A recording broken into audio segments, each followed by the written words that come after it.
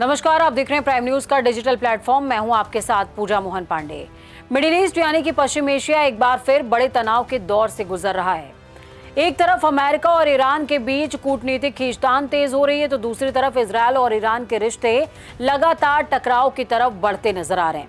और अब इस पूरे समीकरण में पाकिस्तान का नाम भी खुलकर सामने आने लगा है। अमेरिका के रिपब्लिकन सीनेटर लिंडसे ग्राहम ने पाकिस्तान पर ऐसा बयान दिया है जिसने नई बहस छेड़ दी है। उन्होंने सवाल उठाया कि क्या पाकिस्तान वास्तव में निष्पक्ष है? क्या पाकिस्तान पर्दे के पीछे ईरान का समर्थन कर रहा है? और क्या पाकिस्तान कभी इजरायल के साथ रिश्ते सामान्य करेगा? इन सवालों के पीछे सिर्फ एक बयान नहीं है, बल्कि पूरी भू राजनीति यानी कि जियो पॉलिटिक्स छिपी हुई है। इस एक्सप्लेनर में हम आसान भाषा में आपको समझाने की कोशिश करेंगे और इन तमाम सवालों का जवाब देने की भी। अमेरिका और ईरान के बीच तनाव क्यों बढ़ रहा है, इसका भी जिक्र करेंगे। पाकिस्तान अचानक चर्चा में क्यों आया? लिंडसे ग्राहम ने क्या कहा है? अब्राहम अकॉर्ड्स क्या है? पाकिस्तान इजरायल को मान्यता क्यों नहीं देता? ट्रंप पाकिस्तान से क्या चाहते हैं? ईरान और पाकिस्तान के रिश्ते कैसे हैं? और आने वाले समय में दक्षिण एशिया और मिडिल ईस्ट की राजनीति में किस दिशा की तरफ ये तमाम रिश्ते जाते हुए नजर आ रहे हैं? सबसे पहले बात, अमेरिका और ईरान की दुश्मनी आखिरकार शुरू कैसे हुई? आज जो तनाव दिखाई दे रहा है उसकी जड़ें कई दशक पुरानी हैं। एक समय ऐसा था जब अमेरिका और ईरान एक अच्छे सहयोगी थे। मैं कई बार बता चुकी हूँ, 1979 में ईरान में इस्लामिक क्रांति हुई। उस क्रांति के बाद शाह की सत्ता खत्म हुई और आपको बता दें कि खोमानी के नेतृत्व में इस्लाम शासन स्थापित हुआ। यहीं से अमेरिका और ईरान के रिश्ते बिगड़ने लगे। ईरान ने अमेरिका को ग्रेट सैटन कहना शुरू कर दिया। अमेरिका में ईरान पर प्रतिबंध लगाए। फिर परमाणु कार्यक्रम को लेकर विवाद बढ़ा। अमेरिका को डर था कि ईरान परमाणु हथियार बना सकता है। ईरान कहता रहा कि उसका कार्यक्रम सिर्फ ऊर्जा उत्पादन के लिए है और इसी मुद्दे पर 2 सालों तक तनाव चलता रहा। परमाणु समझौता और फिर ट्रंप की एंट्री होती है। 2015 में एक बड़ा समझौता हुआ। इसे JCPOA यानी कि joint comprehensive plan of action कहा गया। इस समझौते में अमेरिका, ब्रिटेन, फ्रांस, रूस, चीन और जर्मनी शामिल थे। समझौते के तहत ईरान अपने परमाणु कार्यक्रम को सीमित करेगा, बदले में उस पर लगे आर्थिक प्रतिबंध हटाए जाएंगे। उस समय अमेरिका के राष्ट्रपति थे बराक ओबामा, लेकिन 2017 में डोनाल्ड ट्रंप सत्ता में आए और उन्होंने इस डील को खराब समझौता बताया। 18 में ट्रंप ने अमेरिका को इस डील से बाहर निकाल लिया और इसके बाद ईरान पर भारी प्रतिबंध लगा दिए गए। तेल निर्यात पर रोक बढ़ी। ब्रेकिंग सिस्टम प्रभावित हुआ, बैंकिंग सिस्टम प्रभावित हुआ। ईरान की अर्थव्यवस्था कमजोर होने लगी और इसके जवाब में ईरान ने भी अपने परमाणु कार्यक्रम को तेज करना शुरू किया और यहीं से तनाव नए स्तर पर पहुंच गया। इजरायल इस पूरे मामले में कितना चिंतित है और है तो क्यों है? इजरायल लंबे समय से ईरान को सबसे बड़ा खतरा मानता है। कई कारण हैं। परमाणु कार्यक्रम, इजरायल को डर है कि अगर ईरान परमाणु शक्ति बन गया तो पूरे क्षेत्र का संतुलन चेंज हो जाएगा। प्रॉक्सी ग्रुप्स, ईरान पर आरोप है कि वो कई हथियारबंद संगठनों का समर्थन करते हैं, जैसे कि हिजबुल्लाह, हमास, हूती विद्रोही। इजरायल का कहना है कि ये संगठन उसकी सुरक्षा के लिए खतरा है।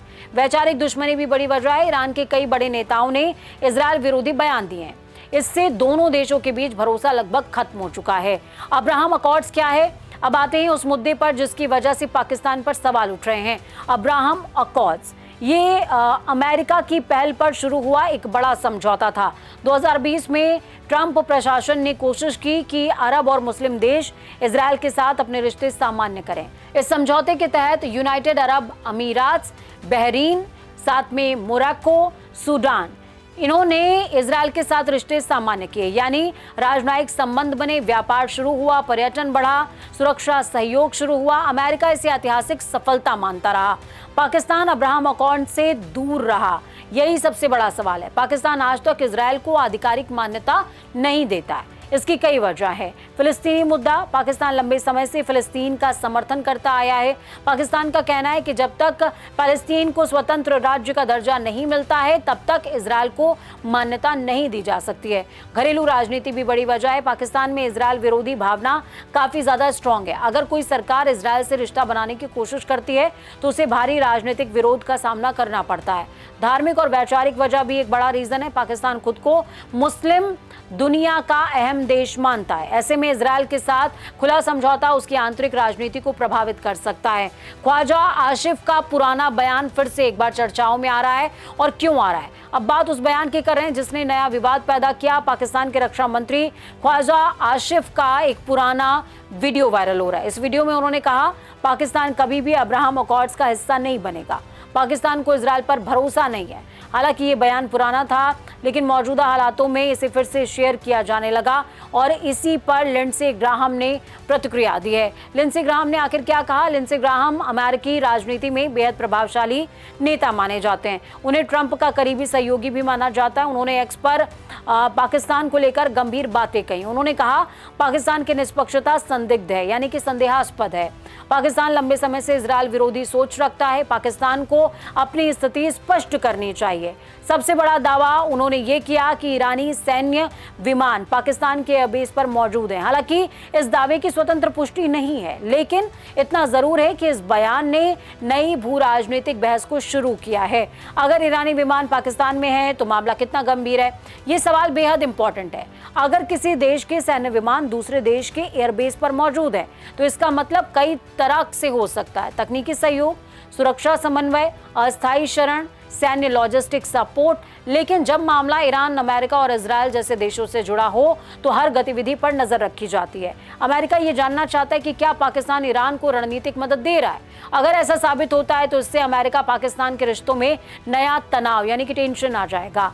पाकिस्तान और ईरान के रिश्ते कैसे हैं? दिलचस्प बात यह है कि पाकिस्तान और ईरान के रिश्ते हमेशा से सीधे नहीं रहे। दोनों देश पड़ोसी हैं, लेकिन कई मुद्दों पर मतभेद भी रखते हैं। रिश्तों में सहयोग की बात करते हैं, सीमा साझा करते हैं, व्यापार होता है, ऊर्जा परियोजनाओं पर बातचीत होती रहती है। दोनों मुस्लिम देश हैं, लेकिन तनाव भी रहा है। बलूचिस्तान में आतंकवाद, सीमा पर हमले, अलग अलग गुटों को समर्थन के आरोप। 24 में दोनों देशों ने एक दूसरे की सीमाओं में मिसाइल हमले तक कर दिए थे। हालांकि बाद में मामला शांत हुआ। यानी रिश्ते पूरी तरह दोस्ताना तो बिल्कुल नहीं है और पूरी तरह दुश्मनी वाले भी नहीं है। अमेरिका पाकिस्तान से आखिरकार फिर ऐसे में चाहता क्या है? अमेरिका की सोच को समझना बहुत इंपॉर्टेंट है। वॉशिंगटन चाहता है पाकिस्तान चीन से दूरी बना ले, ईरान से ज्यादा करीब ना आए, आतंकवाद पर सख्ती करे और मिडिल ईस्ट में अमेरिकी रणनीति का विरोध ना करे। अब्राहम अकॉर्ड्स के जरिए अमेरिका मुस्लिम देशों और इजरायल के बीच में नया गठबंधन बनाना चाहता है। अगर पाकिस्तान जैसा बड़ा मुस्लिम देश इसमें शामिल हो जाता है तो यह अमेरिका के लिए किसी कूटनीतिक जीत से कम बिल्कुल नहीं होगा। लेकिन पाकिस्तान अभी तक उससे दूर है। क्या पाकिस्तान कभी इजरायल को मान्यता देगा? ये सवाल लंबे समय से पूछा जाता रहा है। कुछ विशेषज्ञ कहते हैं कि भविष्य में ऐसा हो सकता है, जिसकी वजह है बदलती हुई वैश्विक राजनीति, रणनीति, आर्थिक दबाव, खाड़ी देशों का बदलता हुआ रुख, अमेरिका का प्रेशर। लेकिन दूसरी तरफ बड़ी बाधाएं भी हैं, जिसमें घरेलू विरोध की बात करें, धार्मिक राजनीति, पैलेस्टीन का मुद्दा, सेना और राजनीतिक दलों की सोच। इसीलिए जो करीब का भविष्य है उसमें संभावना कम नजर आती है। ट्रंप फैक्टर कितना इंपॉर्टेंट है? अगर ट्रंप की अमेरिकी राजनीति में मजबूत भूमिका में आए तो मिडिल ईस्ट नीति फिर से बदल सकती है।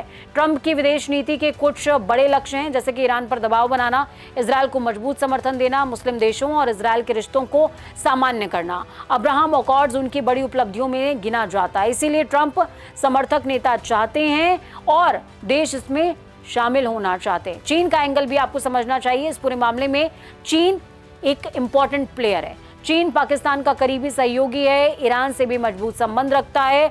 चीन ने ईरान और सऊदी अरब के बीच में समझौता कराने में भूमिका निभाई है। अगर अमेरिका पाकिस्तान के रिश्ते कमजोर हो जाते हैं तो पाकिस्तान और ज्यादा चीन की तरफ झुक जाएगा। यही बात अमेरिका को परेशान करती है और कई बार करती है। भारत इस पूरे घटनाक्रम को कैसे देख रहा है? भारत के लिए ये मामला इंपॉर्टेंट है। वजह, भारत के इजरायल से अच्छे संबंध है, ईरान से भी राजनीतिक रिश्ते हैं। अमेरिका भारत का बड़ा साझेदार है। पाकिस्तान भारत का पड़ोसी भी है, प्रतिद्वंदी भी है। भारत लंबे समय से संतुलन की नीति अपनाता आया है और भारत कोशिश करता है कि इजरायल से रक्षा सहयोग जारी रहे, ईरान के साथ कनेक्टिविटी और ऊर्जा का संबंध बना रहे, अमेरिका से रणनीतिक साझेदारी स्ट्रांग रहे। इसीलिए भारत इस पूरे तनाव पर बहुत सावधानी से नजर रखता है। क्या मिडिल ईस्ट में बड़ा संघर्ष हो सकता है? ये सबसे बड़ा डर है जो सबके जहन में है।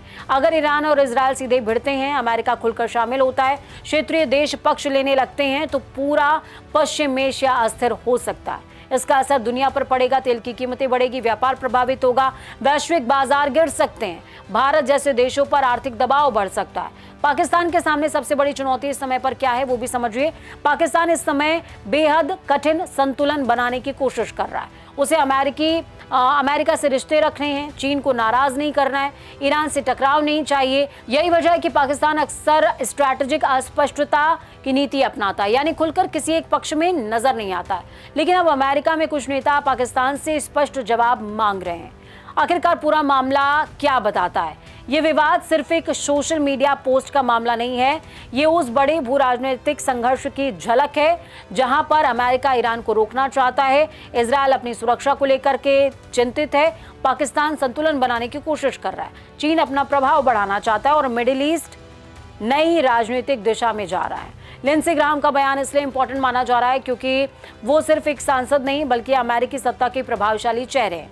अगर आने वाले समय में अमेरिका पाकिस्तान पर ज्यादा दबाव बनाता है तो इसका असर सिर्फ दोनों देशों तक सीमित बिल्कुल नहीं रहेगा। इससे मिडिल ईस्ट की राजनीति, दक्षिण एशिया की रणनीति, भारत की विदेश नीति और वैश्विक शक्ति संतुलन सब कुछ प्रभावित हो सकता है। यानी ये कहानी सिर्फ पाकिस्तान की नहीं बल्कि पूरी दुनिया की बदलती राजनीति की कहानी है।